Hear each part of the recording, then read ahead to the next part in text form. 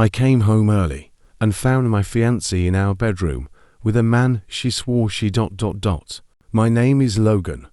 I'm 28, living in Phoenix, Arizona, and until a few months ago I thought I was living a stable, normal life. I was engaged to Madison, a girl I'd dated for 4 years. She worked as a dental assistant. I worked in home solar installation, and we lived in a decent 2-bedroom apartment with our dog, Cooper. We weren't perfect, but we were good. Also, I believed. One Friday, my company had a sudden power outage at the warehouse and sent everyone home early. I remember texting Madison that I might pick up dinner on the way, but she didn't answer. I didn't think anything of it. Her office was strict about phones. I swung by a grocery store for some snacks, grabbed Madison's beloved vanilla cold brew from Starbucks, and drove home thinking the only surprise would be her being happy to see me early. The first weird thing was that Cooper didn't bark when I walked down the hallway. Usually, he loses his mind the second he hears my footsteps. When I opened the door, he wasn't running toward me, he was scratching from inside the bathroom. Someone had shut him in there. That alone sent a chill through my spine. Then I heard voices from the bedroom. Not intimate ones, more like someone whispering harshly, shuffling things around. I dropped the groceries and rushed in, and there they were.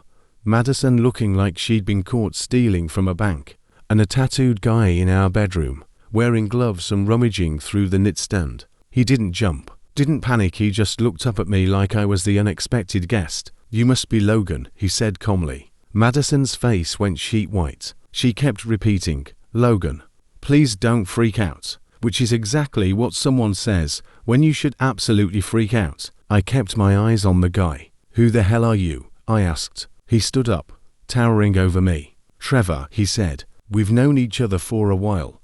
Those words hit me harder than anything. Madison had never once mentioned a Trevor. Not at work, not at school, not anywhere. Madison ran to me and whispered like she didn't want him to hear. "I was going to tell you, just not like this." "Tell me what?" Trevor didn't let me ask. "Relax," he said. "She needed help. You weren't supposed to be home yet." I felt my stomach twist. Madison started crying ugly, panicked crying, and then everything came pouring out. Trevor wasn't her lover. They weren't having an affair. What they were doing was somehow worse because of the planning behind it. Trevor was her ex from years ago, not a fling, her ex-boyfriend who used to manipulate and control her. She had reconnected with him months ago, just to talk. He had convinced her that her life with me was too small, too predictable, that I was holding her back, and somehow God knows how he convinced her to run away with him, to another state, to start over. But here's the part that made me lose every last drop of sympathy. She wasn't planning to leave alone. She was planning to take our dog with her. Not her dog.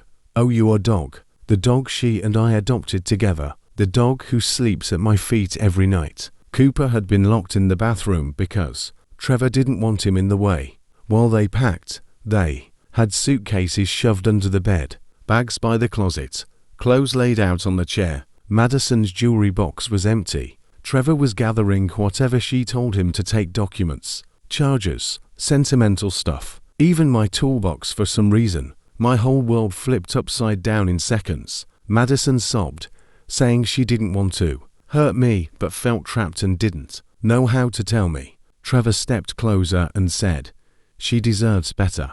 We'll be out of your life soon. We'll be back for the dog." You know that moment when you can feel your pulse in your teeth? That was me. "No," I said. "You won't." Trevor smirked like he thought I was bluffing. I wasn't. I told him he had 10 seconds to get out before I called the cops. He grabbed one of the bags, muttered something about unfinished conversations, and walked past me like he owned the place. Madison tried grabbing my arm, begging me to talk, but I stepped back. I didn't yell. I didn't cry. I just told her to leave, and she did, following Trevor like a lost dog. That night, I changed the locks, filed a police report about an unauthorized person entering my home, and called my landlord to notify him. Luckily, Arizona laws were on my side, because her name wasn't on the lease. Cooper slept pressed against me, like he understood what almost happened. Madison tried texting me 4 days, saying it wasn't technically cheating, begging me to meet. trying to explain herself, but the moment she planned to take my dog and disappear, without a word, that was the moment everything ended. I didn't lose a fiancé that day. I lost an illusion. And honestly, Cooper and I are doing better without her. If you want an even more intense story with bigger twists, more drama, or something darker, I can write one.